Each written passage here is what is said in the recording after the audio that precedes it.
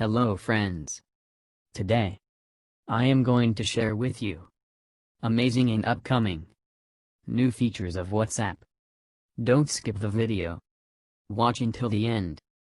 Before start the video, still if you're not subscribed my channel, please subscribe my channel.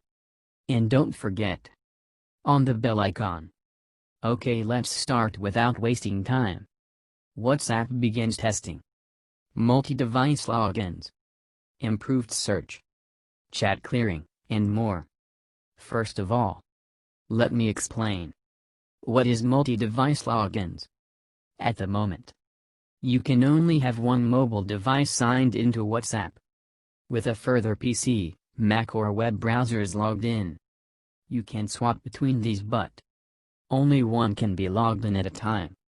This makes seamless use difficult and switching devices frustrating at best, especially as the sign-in process is so convoluted and drawn out. Next feature: search by date. Alongside this, it looks like WhatsApp will also get some other important search updates. You'll soon be able to search by date when sifting through your existing conversations and group chats.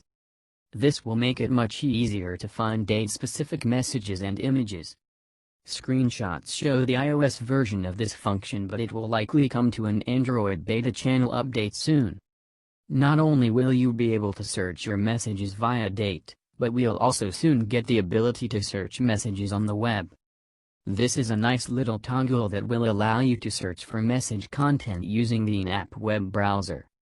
Another way future updates will improve the entire WhatsApp experience on mobile is the enhanced abilities.